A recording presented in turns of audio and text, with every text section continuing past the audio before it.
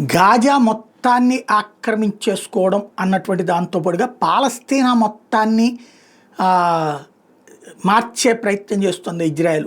తాజాగా ఫ్రాన్స్ ఒక స్టేట్మెంట్ ఇచ్చింది. వాళ్ళ ఫ్రాన్స్కి సంబంధించిన ఎయిర్ ట్రాఫిక్ కంట్రోల్, సాధారణంగా విమానాలలో ఉండేటటువంటి పైలట్లు భూమి మీద ఉన్నటువంటి ఎయిర్ ట్రాఫిక్ కంట్రోల్తో మాట్లాడతారు, గైడెన్స్ తీసుకుంటారు, ఆర్డర్లు తీసుకుంటారు తమ విమానాన్ని దించేటప్పుడు, విమానాన్ని పైకి తీసుకెళ్లేటప్పుడు. అలాంటి సందర్భంలో గబక్కని వీళ్ళు ఏదైనా మాట్లాడుకుంటున్నా అవి వీళ్ళకి వినబడతాయి. అందులో భాగంగా ఫ్రెంచ్ ఎయిర్ ట్రాఫిక్ కంట్రోలర్ కంట ఇజ్రాయెల్ ఎయిర్లైన్స్కి సంబంధించినటువంటి ఏఐ పైలట్లు ఫ్రీ పాలస్తీనా అన్నటువంటి అంశం గురించి మాట్లాడుకున్నటువంటి మాట వినబడిందంట.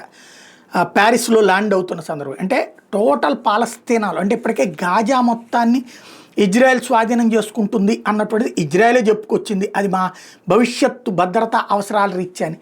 టోటల్ పాలస్తీనాని స్వాధీనం చేసుకుంటుందా అన్నటువంటిది ఇప్పుడు తాజా చర్చకి తావిచ్చిన అంశం.